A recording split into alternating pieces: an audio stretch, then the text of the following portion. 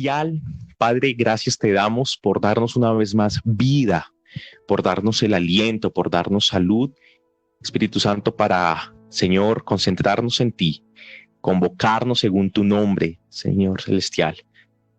Padre, te doy toda la gloria y toda la honra solamente a ti, mi Señor Dios. Bendice a Casa de Gracia, bendice a cada uno de mis hermanos, bendice a cada persona que se conecta. Gracias, amado Señor Dios, Espíritu de Dios, por todo lo que hay detrás, por todo quien está detrás, amado Señor Jesucristo. Padre, porque tu bendición nos acompaña, porque tú pones tanto el querer como el hacer, Espíritu de Dios. Yo le invito a mi amada iglesia que en el lugar donde usted esté, usted levante sus manos y usted adore al Señor por unos instantes en oración, que usted ponga en su mente, que usted ponga en su perspectiva el nombre de Cristo, para que pueda salir de sus labios acción de gracias, para que pueda salir de su vida ciertamente un corazón agradecido por la benevolencia, por el favor, por ciertamente el cuidado que el Señor ha tenido con cada uno de nosotros, Espíritu Santo. Señor, en tu autoridad, Padre, proclamamos tu palabra y te pedimos, Señor, bendice la enseñanza de tu escritura en esta mañana. Permítenos tener oídos prestos a ella, Señor Dios, y que autoridad provenga del cielo para nuestras vidas. Reargúyenos, bendícenos, exhórtanos. Queremos darte gloria, honra y honor en el nombre poderoso de Cristo Jesús. Amén y amén. Mis amados, muy buenos días. Esperen un momento que se me cayó esta silla, caramba.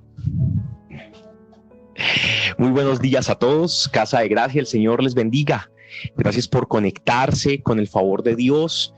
Con el favor de Dios, muy pronto estaremos reuniéndonos de una manera presencial y estamos muy contentos por esto. El Señor sigue abriendo puertas, el Señor sigue derramando sus bendiciones y nos sigue recordando: tengo pensamientos de bien para ustedes, de bienestar para ustedes. Y damos gracias al Señor porque Él es nuestra fuerza. Nosotros mostramos su fragancia y queremos dar de sus frutos. Amén. Hoy yo quiero invitarle a que abra su Biblia en Ezequiel capítulo 18. Vaya, por favor, busque su Biblia, encienda su dispositivo, esté atento a lo que el Señor hoy quiere hablarnos. Ezequiel capítulo 18. Vamos a leerlo. Yo le estoy dando unos segundos para que usted lo busque allí. Vamos a leerlo todo. Es un pasaje muy sencillo de leer y es un pasaje que trae una verdad que en esta mañana es importante que la entendamos desde un principio para poder tener el desarrollo de lo que el Señor nos quiere hablar a todos en esta oportunidad. Entonces leo la palabra de Dios en el nombre del Padre, del Hijo y del Espíritu Santo. Ezequiel capítulo 18. El Señor me dirigió la palabra. ¿A qué viene tanta repetición de este proverbio tan conocido en Israel? Los padres comieron uvas agrias y a los hijos se le destemplaron los dientes. Había un rumor, había un proverbio, había una frase cliché, había una creencia en medio del pueblo de Israel que era la siguiente: los padres comieron uvas agrias y a los hijos se le destemplaron los dientes. En otras palabras, los padres cometieron los errores y los hijos son los que sufren las consecuencias. Algo similar es lo que podemos identificar que era lo que pensaban los israelitas en el versículo 2 que acabamos de leer. Continuemos. Yo, el Señor omnipotente, juro por mí mismo que jamás se volverá a repetir este proverbio en Israel. Versículo 4. La persona que peque morirá. Sepan que todas las vidas me pertenecen, tanto como la del Padre como la del Hijo. Quien es justo, practica el derecho y la justicia. No participa de los banquetes idolátricos en los cerros, ni eleva plegarias a los ídolos malolientes de Israel. No deshonra a la mujer de su prójimo, ni se une a la mujer en los días de su menstruación. No oprime a nadie, ni roba, sino que devuelve la prenda al deudor, da de comer al hambriento y viste al desnudo. Esta es la persona justa que nos describe Ezequiel. No presta dinero con usura, ni exige intereses, se abstiene de hacer el mal y juzga imparcialmente entre los rivales. Dice el versículo 9, esta persona obedece mis decretos y cumple fielmente mis leyes. Tal persona es justa y ciertamente vivirá, lo afirma el Señor omnipotente. Pero puede suceder que esa persona justa tenga un hijo violento y homicida que no siga su ejemplo y participe de los banquetes idolátricos en los cerros, que deshonra a la mujer de su prójimo, oprima al pobre y al indigente, robe y no devuelva la prenda al deudor, y eleve plegarias a los ídolos e incurre en actos repugnantes, que además preste dinero con usura y exija intereses. Entonces nos pone en contraste que el padre es justo y tiene cierta línea de comportamiento, pero este tiene un hijo que hace todo lo contrario. Hay una pregunta en el versículo 13. ¿Tal hijo merece vivir igual que su padre? Claro que no. Por haber incurrido en estos actos asquerosos, será condenado a muerte. Y mire cómo concluye el versículo 13. Y de su muerte solo él será responsable. Y hago un pequeño énfasis en esta frase porque necesitamos tenerlo presente para el curso del tema. Y de su muerte solo él será responsable. Pero no hemos terminado, versículo 14. Ahora bien, ese hijo podría a su vez tener un hijo que observa todos los pecados de su padre, pero no los imita. Entonces ya nos cambia la moneda. Ahora el padre es el injusto y el hijo es el justo. Versículo 15. Pues no participa de los banquetes idolátricos en los cerros, ni eleva plegarias a los ídolos malolientes de Israel, ni deshonra a la mujer de su prójimo, no oprime a nadie, no roba, devuelve la prenda al deudor, da de comer al hambriento y viste al desnudo. Se abstiene de hacer el mal, no presta dinero con usura ni exige intereses, cumple mis leyes y obedece mis decretos. Un hijo así no merece morir por la maldad de su padre, merece vivir. En cuanto a su padre, que fue un opresor, que robó a su prójimo y que hizo lo malo en medio de su pueblo, morirá por su propio pecado. Pero ustedes preguntan, ¿por qué no carga el hijo con las culpas de su padre? Porque el hijo era justo y recto, pues obedeció mis decretos y los puso en práctica. Tal hijo merece vivir. Todo el que peque merece la muerte, pero ningún hijo cargará con la culpa de su padre, ni ningún padre con la del hijo. Al justo se le pagará con justicia y al malvado se le pagará con maldad. Versículo 21. Si el malvado se arrepiente de todos los pecados que ha cometido, aquí ya cambia un poco la historia, pero seguimos en la misma línea. Si el malvado se arrepiente de todos los pecados que ha cometido y obedece todos mis decretos y practica el derecho y la justicia, no morirá. Vivirá por practicar la justicia y Dios se olvidará de todos los pecados que ese malvado haya cometido. ¿Acaso creen que me complace la muerte del malvado?, pregunta el Señor.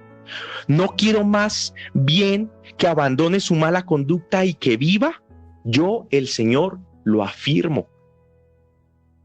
Si el justo se aparta de la justicia, es decir, el que está haciendo las cosas bien, se aparta del camino del bien y hace lo malo y practica los mismos actos repugnantes del malvado, pregunta el Señor, ¿merece vivir? No, sino que morirá por causa de su infidelidad y de sus pecados, y no se recordará ninguna de sus obras justas. Versículo 25. Ustedes dicen, el Señor es injusto, pero escucha, pueblo de Israel, ¿en qué soy injusto? ¿No son más bien ustedes los injustos? Cuando el justo se aparta de la justicia, cae en la maldad y muere, pero muere por su propia maldad. Por otra parte, si el malvado se aleja de su maldad y practica el derecho y la justicia, salvará su vida. Si recapacita y se aparta de todas sus maldades, no morirá, sino que vivirá. Aquí estamos hablando de una vida transformada, de un cambio, ¿cierto? De un fruto de cambio, de digno de arrepentimiento. 29. Sin embargo, el pueblo de Israel anda diciendo, el Señor es injusto. Pueblo de Israel, ¿en qué soy injusto? ¿No son más bien ustedes los injustos? Y ya vamos a finalizar, presta atención.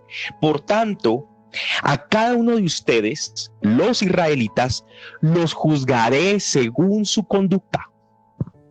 Y esto aplica para todos, no solamente para los israelitas. El Señor nos juzgará según nuestra conducta. El Señor nos juzgará según nuestra fe. Lo afirma el Señor Todopoderoso. Arrepiéntanse y apártense de todas sus maldades para que el pecado no les acarree la ruina. Arrojen de una vez por todas las maldades que cometieron contra mí, las acabamos de leer, y háganse de un corazón y un espíritu nuevos. ¿Por qué habrás de morir, pueblo de Israel? Yo no quiero la muerte de nadie. Conviértanse y vivirán, lo afirma el Señor omnipotente. Gloria al Señor por su palabra. Acabamos de leer un pasaje que nos trae un contraste entre el bueno y el malvado, entre el padre y su generación, o los hijos y su padre. Y hay dos objetivos claros que yo quiero mencionar en esta mañana. El primero,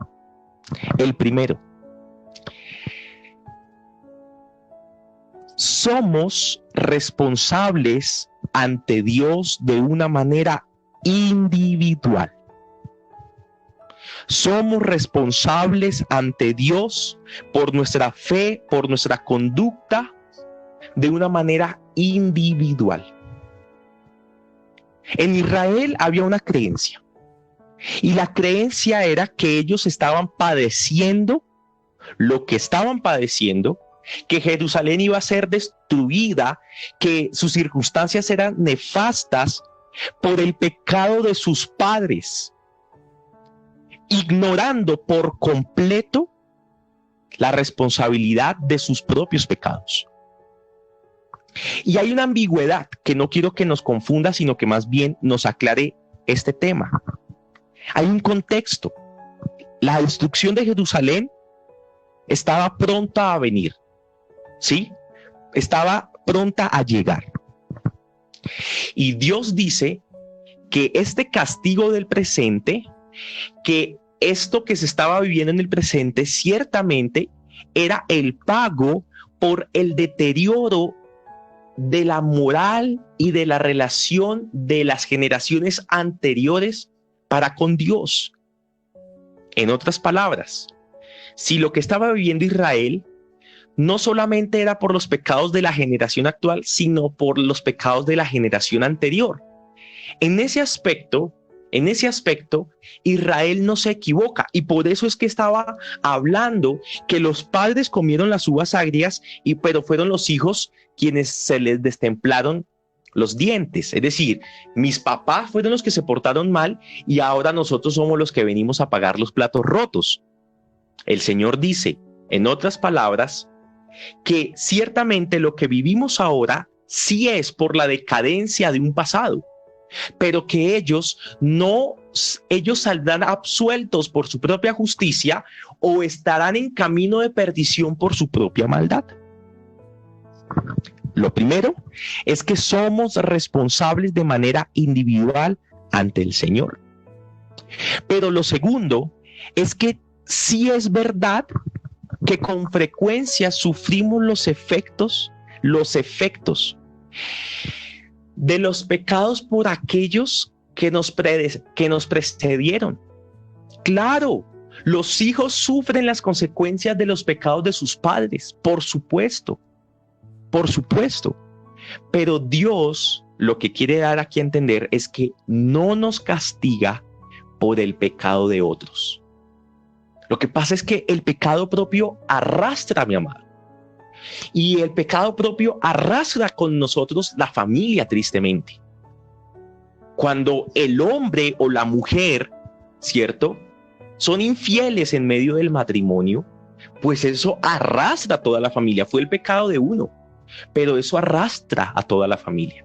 Cuando hay una mala administración, ¿cierto? No solamente en los dineros, sino en todo lo que compete a la cuestión del hogar, puede ser error de uno o error de dos, pero eso arrastra a la familia.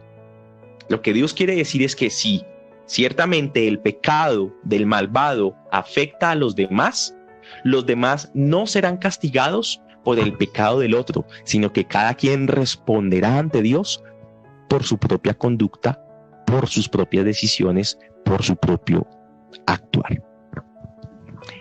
En ese orden de ideas, dice aquí el versículo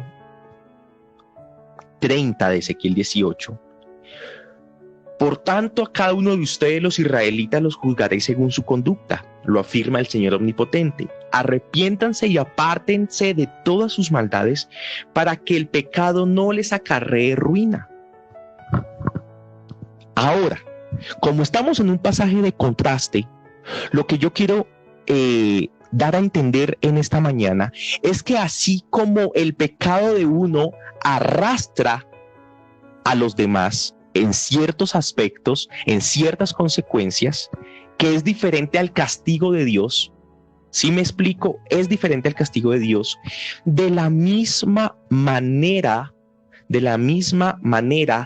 tu obediencia, tu santidad, tus buenas decisiones, tu amor por el Señor va a bendecir a los que te acompañan.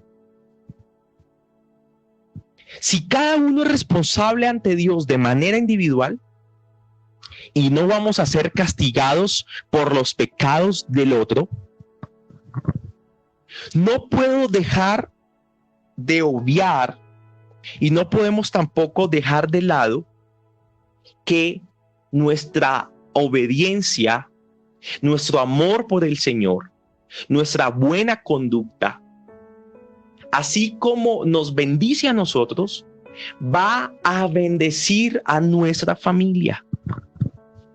Por eso me he permitido llamar a esta predicación "Soy bendición para mi familia". Soy bendición para mi familia. Y esto es algo que debemos tener en alta estima.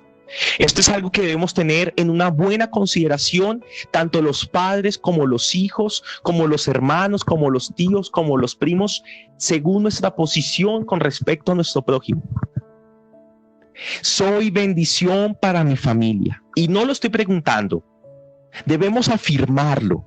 Debe ser parte justamente de nuestro actuar en Cristo Jesús. Y quiero dejar esto en tu corazón. Tu obediencia, tu santidad, tu caminar con el Señor va a bendecir a tu familia, va a bendecir a tu pareja, va a bendecir a tus hijos, va a bendecir a tus padres, va a bendecir a todo tu círculo familiar. Por supuesto que sí. Aún tus amistades serán bendecidas.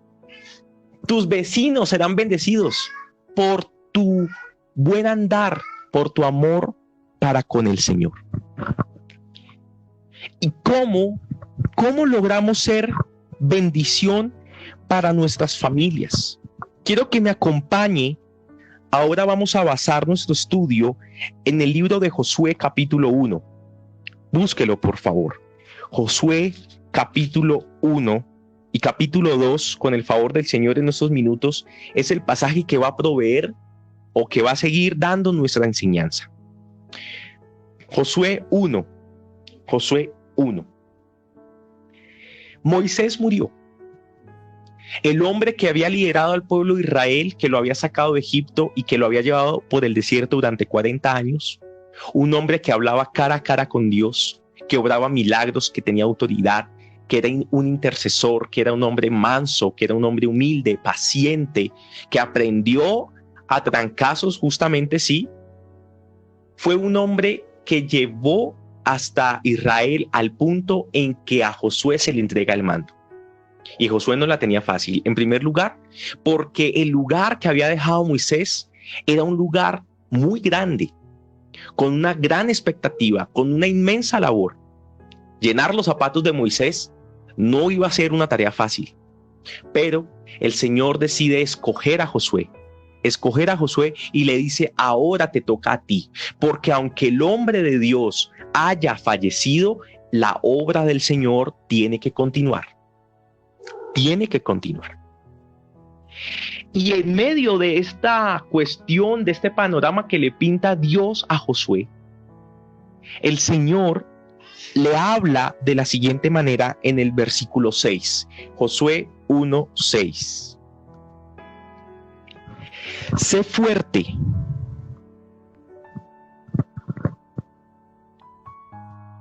y valiente, porque tú harás que este pueblo herede la tierra que les prometí y sus antepasados. Solo te pido que tengas mucho valor y firmeza para obedecer toda la ley que mi siervo Moisés te mandó.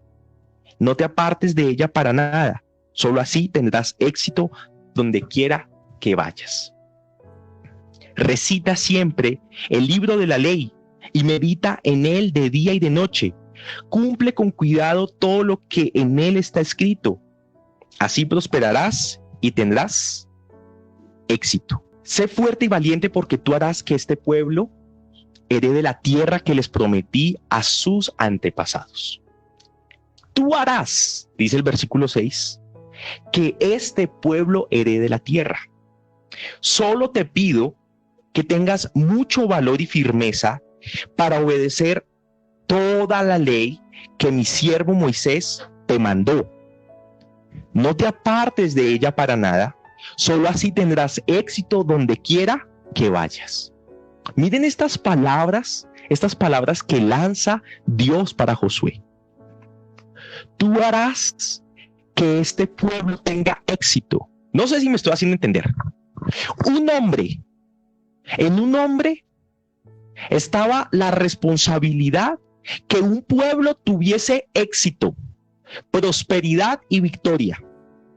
Y el consejo o la petición que el Padre le da a Josué fue: no te apartes de la ley, obedece la ley que Moisés les ha dejado.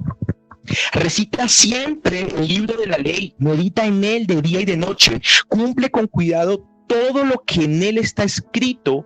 Y nuevamente, por segunda vez, en menos de pocos minutos, el Señor le dice: y así prosperarás y tendrás éxito. Ya te lo he ordenado, sé fuerte y valiente, no tengas miedo ni te desanimes, porque el Señor tu Dios te acompañará donde quiera que vayas.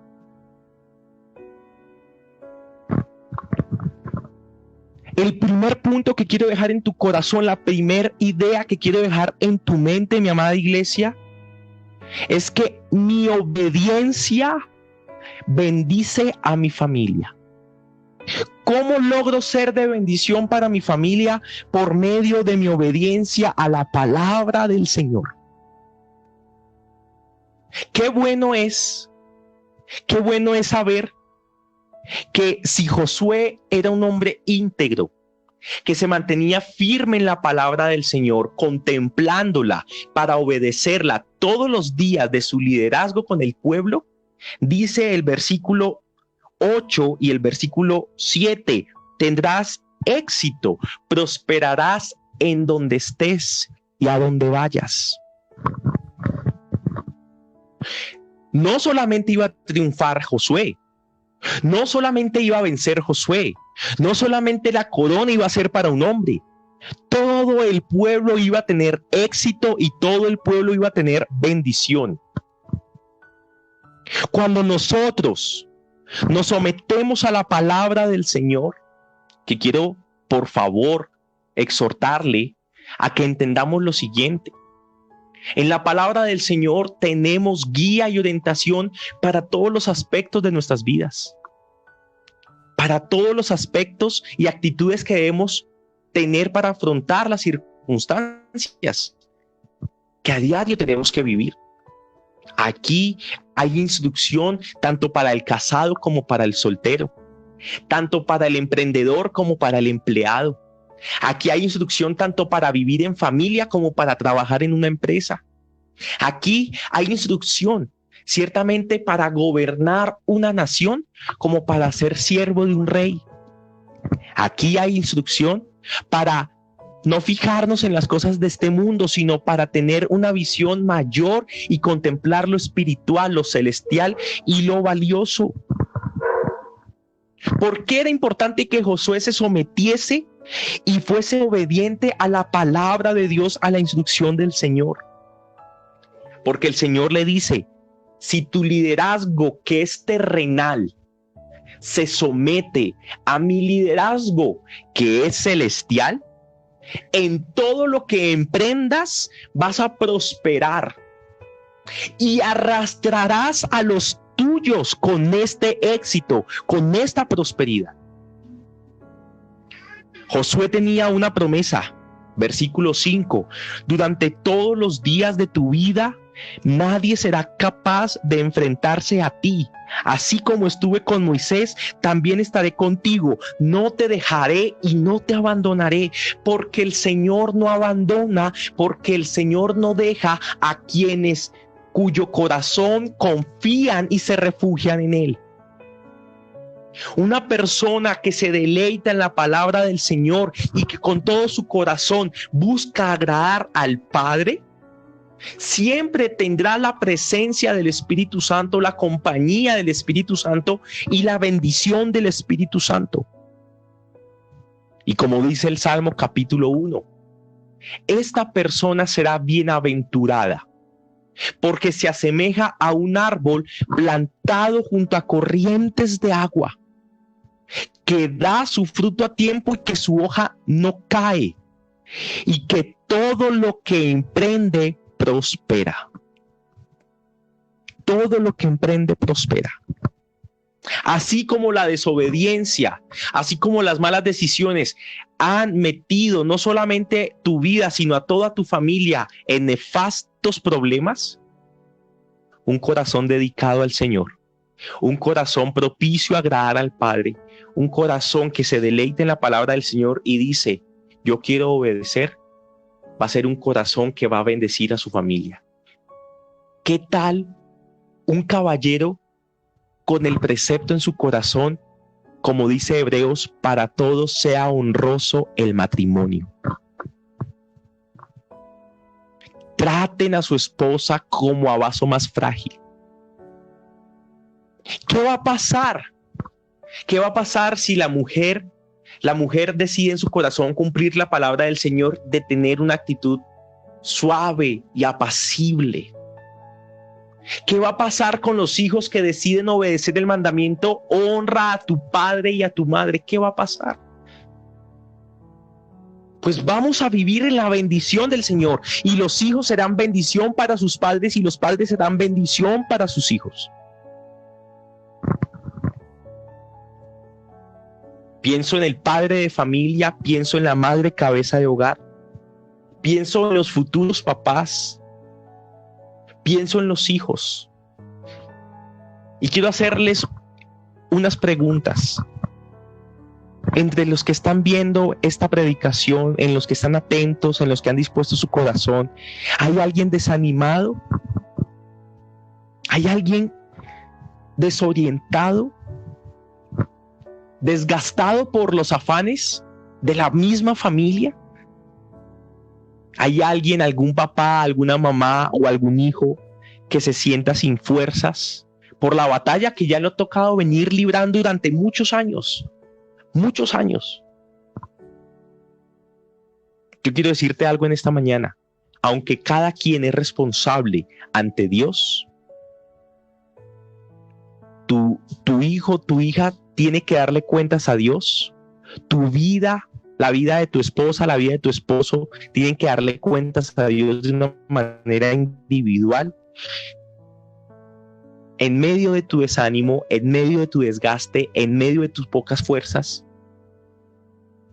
te digo lo que Dios le dice a Josué: sé fuerte y valiente. Te digo lo que el Señor le dice a Josué: te pido que tengas mucho valor y firmeza para obedecer. Porque tu obediencia y tu constancia, mi amado hermano, traerá bendición sobre tus hijos y sobre tu familia y sobre tus generaciones. ¿Quieres que la situación cambie en tu familia? ¿Quieres que el ambiente en tu familia cambie? Necesitamos hombres y mujeres que se levanten y digan: obedeceré al Señor, seré fuerte y valiente y me deleitaré en su palabra. ¿Quieres saber cómo ser mejor papá? En la palabra está la instrucción. ¿Quieres saber cómo ser mejor esposo, mejor hijo, mejor esposa? En la palabra está la instrucción. Y si tú decides ser obediente, serás de bendición y traerás prosperidad y éxito a tu casa, y esto arrastrará a los tuyos contigo. Somos de bendición para nuestras familias. Mi obediencia bendice a mi familia. Lo que estaba buscando Dios con Josué para finalizar este punto es que lo escuchara, porque Josué iba a ser instrumento de bendición, instrumento de conquista. Josué iba a ser instrumento, ciertamente, de gloria. Y nosotros no estamos alejados de esta realidad. No estamos alejados de esta realidad. Si yo soy un hombre que administra bien su casa, si yo soy un hombre que administra bien su matrimonio, si yo soy un hombre que administra bien los principios del Señor, pues obviamente mi esposa y mis hijos van a ser bendecidos junto conmigo. ¿Me entiende este concepto? Un concepto muy sencillo, mi amado, pero que a veces dejamos de lado. Recuerda, tu obediencia al Señor también bendice a tu familia. Quiero que sigamos leyendo parte de lo que estaba sucediendo en este contexto de Josué, pero ahora quiero que pongamos nuestros ojos en el versículo 14. Hay un río. Imagínese usted un río. En un extremo está Jericó, la ciudad a conquistar. Y en el otro lado del río, en este caso el río Jordán, está el pueblo de Israel, que está mirando cómo conquistar a Jericó. Pero en el lado donde están los israelitas, esa porción de tierra también era para ellos parte de la tierra prometida. Y esa porción de tierra ya había sido conquistada y ya había sido otorgada a algunas de las tribus de Israel. Entonces, en lo que vamos a leer, quiero que me entienda que de las 12 tribus ya había como 1.5 que tenía su tierra, que estaba asentada, que ya no tenía que sufrir más el desierto, que ya tenía una victoria, que ya podían crear sus propios acueductos, que ya podía tener sus propias viviendas, que ya podían sembrar y regar sus propias tierras. Y dice el versículo 14, sus mujeres, sus niños y su ganado permanecerán en el territorio que Moisés les dio al este de Jordán. Le está hablando Josué a los hombres de las tribus que ya habían estado asentadas. ¿Qué cuáles son? La tribu de Rubén, la tribu de Gad y media tribu de Manasés, 2 tribus y media. Y les dice: pero ustedes, le dice a los hombres, versículo 14, los hombres de guerra cruzarán armados al frente de sus hermanos, les prestarán ayuda. Y vamos a hacer un énfasis allí: le prestarán ayuda. ¿Hasta cuándo? Hasta que el Señor también les dé reposo a sus hermanos, así como lo ha hecho con ustedes. Van a pelear con ellos hasta que ellos tomen posesión de la tierra que el Señor su Dios les da. Solo entonces podrán ustedes retornar a sus tierras y ocuparlas. Son las tierras que Moisés, siervo del Señor, les dio al este del Jordán. Así como el fuerte sostiene al débil,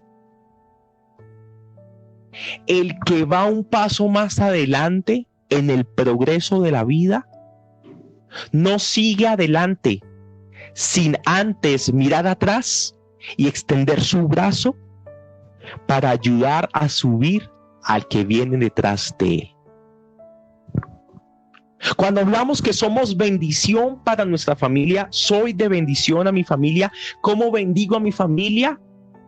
La segunda idea que traigo para ti en esta mañana es por medio de mi ayuda, mi solidaridad, mis fuerzas bendicen a mi familia.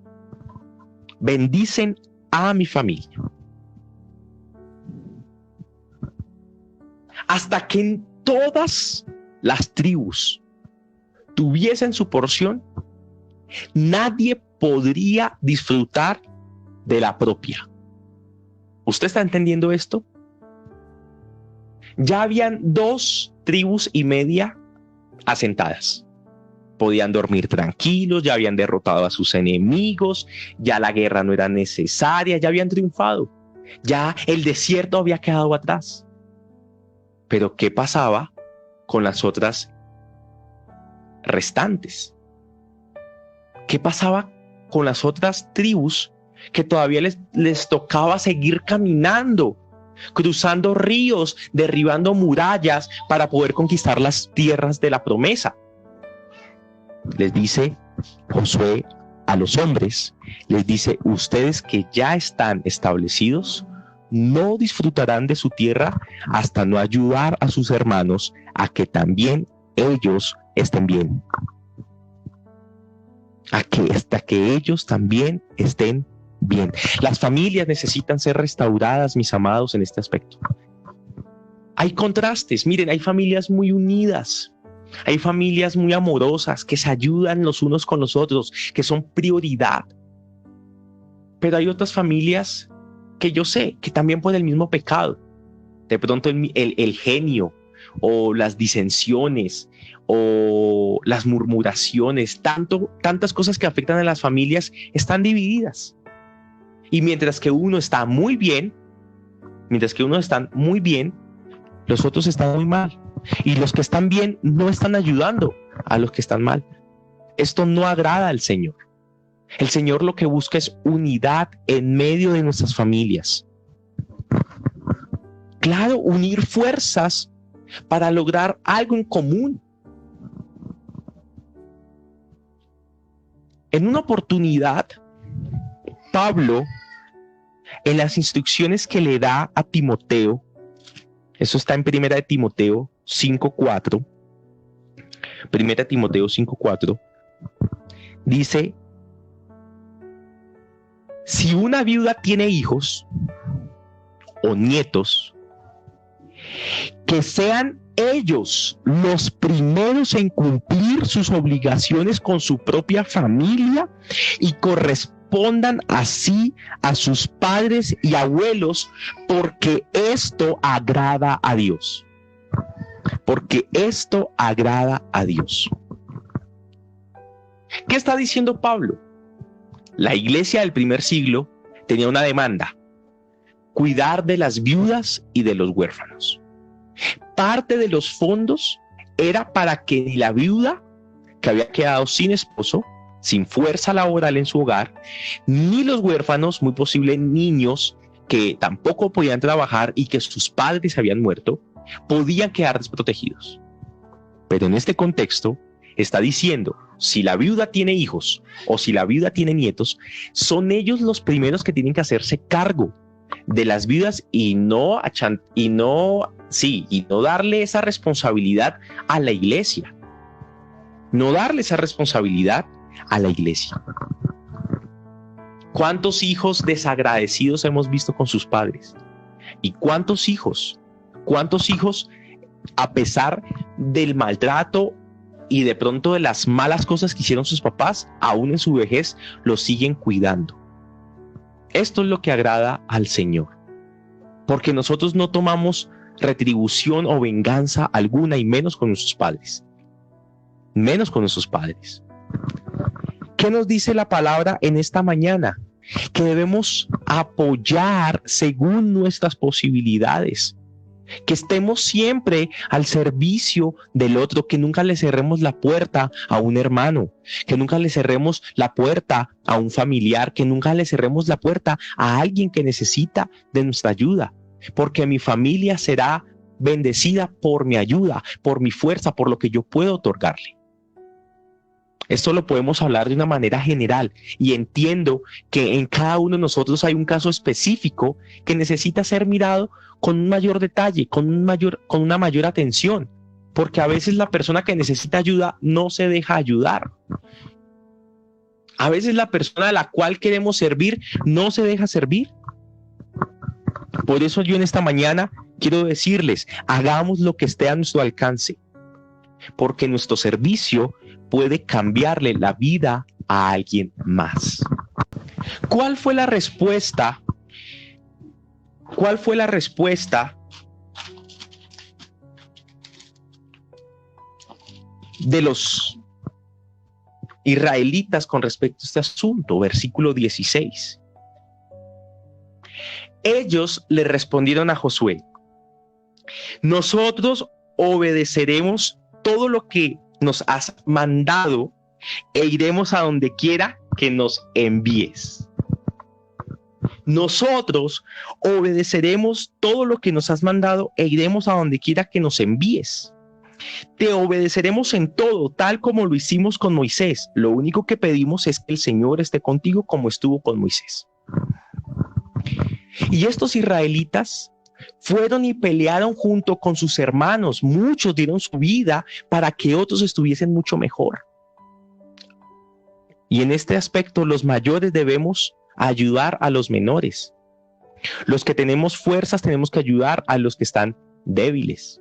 Mire, yo no sé qué sería de mí sin la ayuda de mi familia. Tanto de mi familia como tal, como de la familia de mi esposa. Ahora, tampoco podría imaginarme mi vida sin la ayuda de mi familia espiritual, porque nosotros como iglesia somos una familia espiritual. No sé si usted ha considerado a Casa de Gracia como su familia o en la congregación donde usted esté, si la ha considerado como su familia.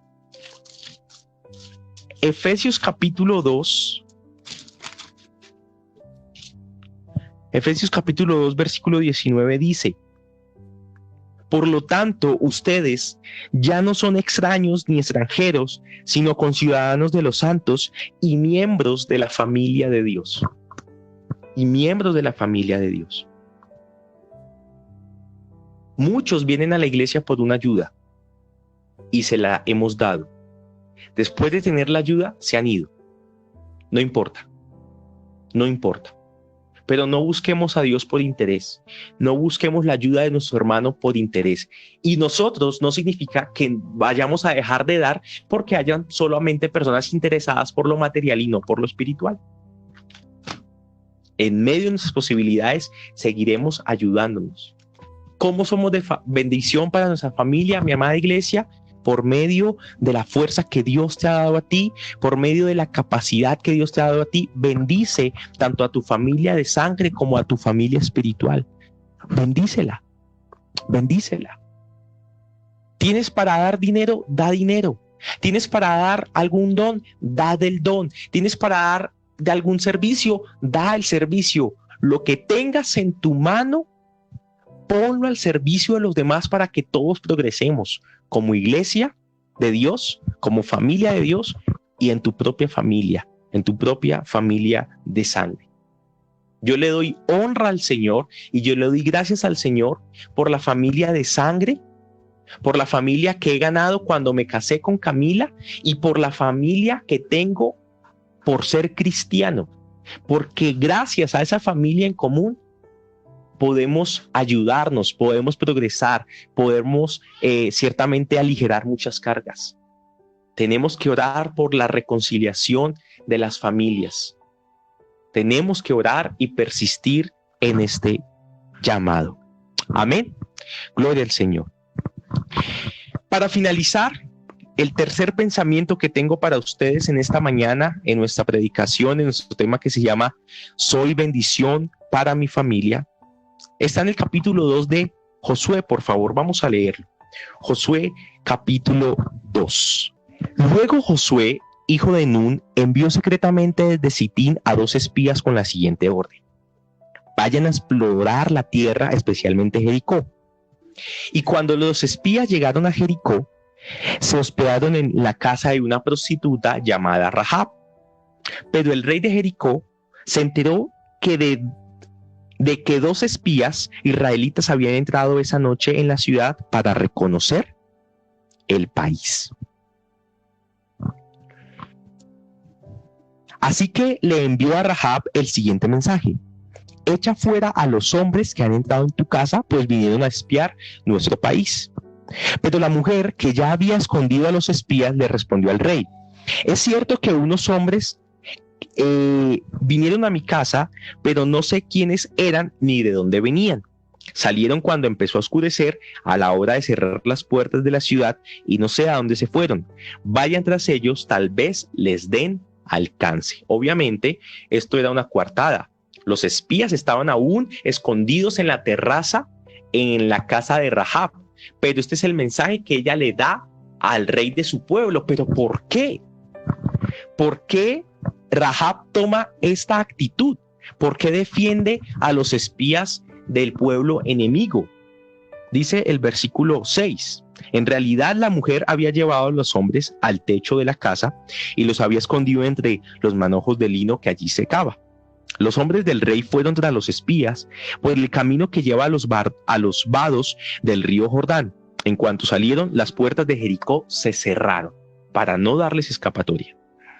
Antes de que los espías se acostaran, Rahab subió al techo y les dijo lo siguiente. Atentos acá, versículo 9.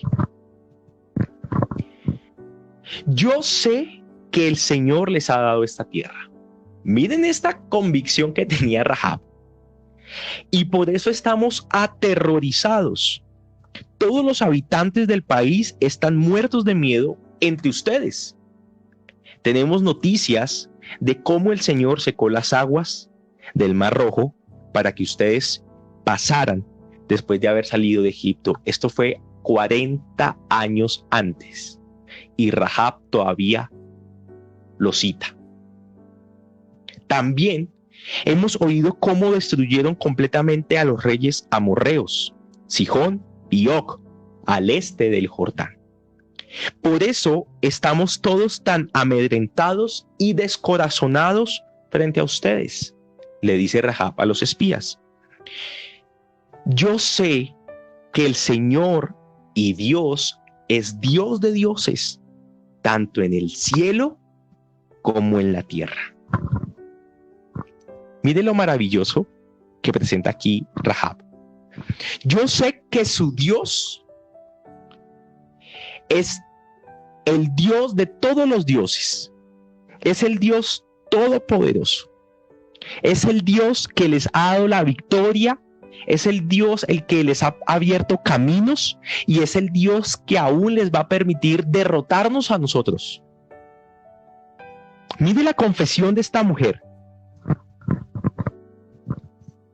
Por lo tanto, versículo 12, les pido ahora mismo que juren en el nombre del Señor que serán bondadosos con mi familia, como yo lo he sido con ustedes. Quiero que me den como garantía una señal de que perdonarán la vida, no solamente de ella, sino de mis padres, de mis hermanos y aún de todos los que viven con ellos. Pueden ser las cuñadas, pueden ser los sobrinos de Rahab. Dice el versículo 13, juren que nos salvarán de la muerte. Versículo 14, juramos por nuestra vida que la de ustedes no correrá peligro, contestaron ellos. Yo quiero que en esta mañana usted me entienda lo siguiente, mi amado. Y es que Rahab tomó una decisión. Rahab tomó una decisión y fue apoyar a los espías israelitas al tener el conocimiento de quién era el Dios que los estaba respaldando a ellos. Y fue una mujer inteligente. Si yo no me voy con Dios, no voy a ser salva. Si yo no me voy con los israelitas, si yo no creo en el Dios de los israelitas, estoy en nada, porque Él es el verdadero Dios. Esa es la conclusión que llega Rahab.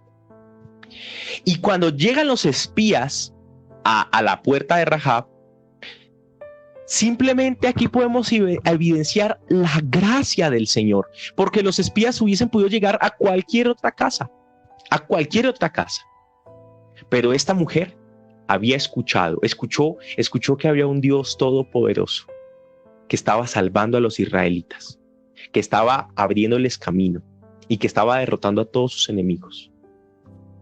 Y esta mujer hace una confesión: tu Dios es el Señor de todos los dioses.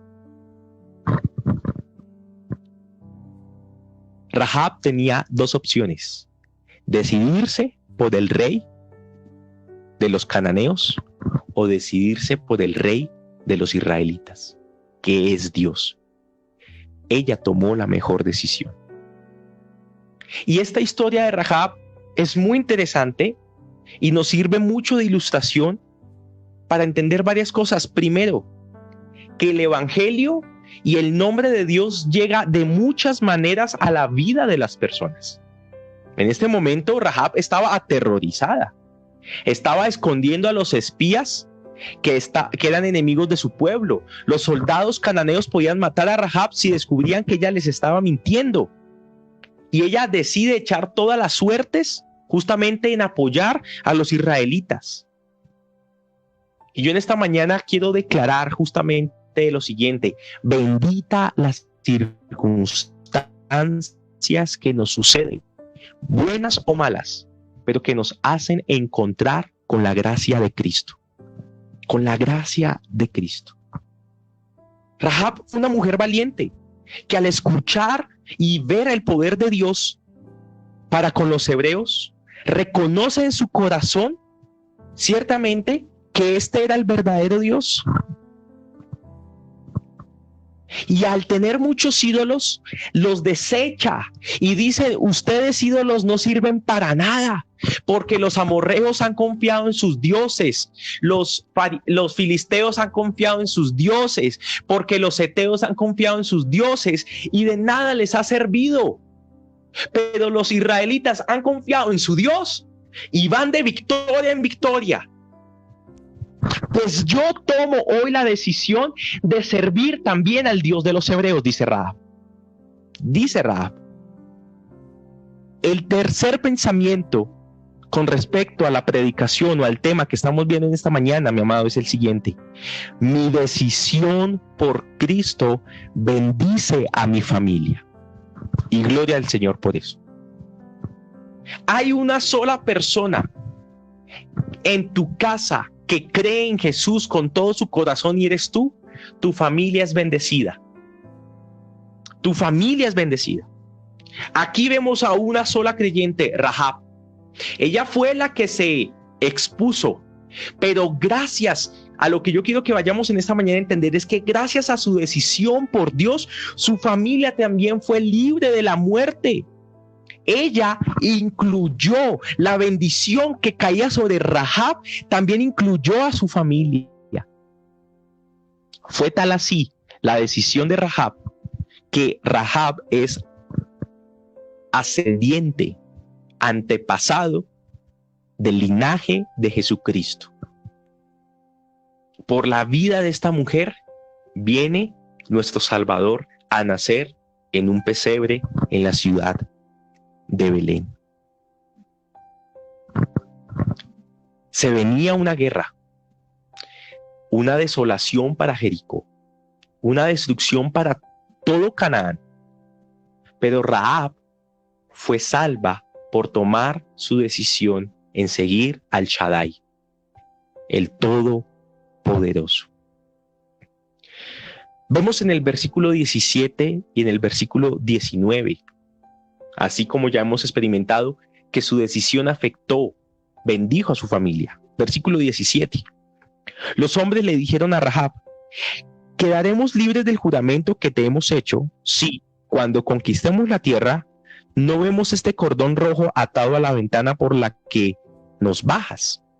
Lo que pasa es que los dos espías, cuando tuvieron oportunidad, descendieron por la columna de la casa, por la pared de la casa, que daba a la muralla. Entonces descendieron por allí. Entonces, la cuestión fue, para que nosotros sepamos que esa es tu casa, vas a poner un cordón rojo en la ventana. Y así todos sabremos que esa es tu casa y que nadie va a poder tocarla. Dice el versículo 18. Además, es importante que tus padres, que tus hermanos y el resto de tu familia deberán estar reunidos en esa casa. Quien salga de la casa en ese momento será responsable de su propia vida. Recordamos el primer principio al inicio: cada quien es responsable de manera individual ante Dios. Aunque tú ya tomaste una decisión por Cristo, aunque tu familia es bendita, es bendecida y también tu bendición los acoge a ellos, ellos tendrán que tomar una decisión personal por Jesús. Así como Rahab tomó la decisión de estar en esa casa, su padre y su madre y sus hermanos y sus cuñadas tenían que tomar la decisión de decir: Rahab, creemos en tu mensaje. Creemos en tu mensaje que esta ciudad va a ser destruida, y creemos en tu mensaje que si confiamos en el Dios de los israelitas seremos protegidos. La cuestión es de fe. La cuestión siempre ha sido de fe, mi amado. Pero si ellos salen de la casa, justamente, pues van a morir, porque los van a matar. Van a poner su mano encima de ellos, porque están fuera de la señal del cordón rojo. Los que estamos fuera, los que están fuera de la señal de la cruz, los que están fuera de la bendición de la cruz, sufrirán muerte. Pero los que nos refugiamos en la salvación de Cristo, en la sangre de Cristo, que es nuestro cordón rojo, pues no sufriremos muerte, sino que seremos bendecidos por la fe que tenemos en nuestro Señor Jesucristo. En Hechos capítulo 16, versículo 31, hay un pasaje que no podemos descontextualizar. Es un versículo que no podemos sacar de los límites que nos da la palabra, porque si no vamos a caer en una falacia. Y esto acarrea cuestiones eternas a nuestras vidas. Hechos 16:31 dice: cree en el Señor Jesús, le dice Pablo al carcelero. Cree en el Señor Jesús, así tú y tu familia serán salvos, le contestaron. La historia del carcelero, si usted no la conoce, no tengo el tiempo para contársela así muy explícitamente. Pablo y Silas estaban en la cárcel. Ellos estaban orando y adorando al Señor, y Dios manda un terremoto y se abren las puertas de la cárcel de todos los presos. De todos los presos. Cuando el carcelero se dio cuenta de esta realidad, tomó una decisión: matarse. Porque si no se mataba a él, lo iban a ejecutar después, y antes lo iban a torturar. Ante este episodio, Pablo pega un grito y dice: no te quites la vida. Todos estamos aquí, nadie se ha ido. Y dice el versículo 30, que fue y sacó a Pablo y sacó a Silas y les preguntó: señores, ¿qué tengo que hacer para ser salvo? ¿Qué tengo que hacer para ser salvo? Y la respuesta de Pablo fue el famoso versículo 31. Cree en el Señor Jesús. Cree en el Señor Jesús. Y cuando tú crees en el Señor Jesús, permitirás que esta bendición de fe que ha caído sobre ti acompaña a tu familia. Por eso dice: así tú y tu familia serán salvos. ¿Por qué? Porque este hombre llevaría su testimonio a su esposa, llevaría su testimonio a sus hijos, y ellos, al escucharlo, La bendición está en que si una persona acepta a Jesús, en el corazón de esa familia siempre va a estar el evangelio. Y escucharán y verán el cambio y la transformación. ¿Y sabes qué va a hacer tu familia? Dirá, ¿sabes qué? Yo quiero aceptar a Jesús como tú lo hiciste. Yo quiero vivir con Jesús como tú vives. Yo quiero bautizarme como tú te bautizaste. Y dice el versículo 32, luego les expusieron la palabra de Dios a él y a todos los demás que estaban en su casa. Abre tu casa para el evangelio, mi amado. Y a esas horas de la noche, el carcelero se los llevó y les lavó las heridas, y enseguida fueron bautizados él y toda su familia. El carcelero los llevó a su casa, les sirvió comida y se alegró mucho junto con toda su familia por haber creído en Dios. No solamente el carcelero creyó, sino junto toda su familia. Toda su familia creyó en el Señor. Los primeros cristianos de cada casa tan solo son las primicias, la primer bendición para que todos los demás lleguen a los pies de Cristo. Por eso el tercer punto lo hemos titulado: mi decisión por Cristo bendice también a mi familia. Mi decisión por Cristo va a bendecir a mis hijos. Tu radicalidad por Cristo va a bendecir a tus hijos. Tu pensamiento en Cristo va a bendecir a tu familia. Va a bendecir a tu familia. Dice la palabra del Señor que Dios aún de las piedras levantará adoradores. Si el Señor declara esto de una piedra, ¿no cree usted, mi amado y mi amada que me escucha, que no puede hacer de su pareja incrédula también un verdadero adorador en un futuro próximo? Porque algunos dirán, en mi familia todos son creyentes, u otros dirán, en mi familia solo creo yo. Al Señor nadie le queda grande, al Señor nadie le queda difícil, al Señor nadie le puede ganar, nadie puede vencer al Señor. Aún el corazón más duro y terco doblegará su cerviz ante el Señor. Siga orando por esa parte de la familia. Siga derramando esa bendición por su familiar, por su pareja, por sus hijos. Siga orando y clamando que el Señor no dejará sin respuesta ninguno de su clamor, ninguna de sus oraciones. Soy de bendición para mi familia. Mi obediencia bendice a mi familia. Mi ayuda bendice a mi familia. Y mi decisión por Cristo bendice a mi familia. Mi obediencia afecta la parte moral de la familia. Mi ayuda va a afectar la parte física, económica, financiera, organizacional de mi familia. Pero mi decisión por Cristo va a afectar la parte espiritual de mi familia. Y haremos tesoros en el cielo y llegaremos juntos al reino de los cielos y nos gozaremos todos, mis hijos, mi esposa, mis padres, mis hermanos, mis abuelos, mis tíos, mis primos, en el nombre de Jesús. Estaremos todos en el reino de los cielos. Yo quiero que usted en esta mañana ore conmigo, por favor. Padre, gracias, Señor, porque tú permites que muchas de nuestras vidas, Señor, sea epicentro de bendición para los que nos rodean.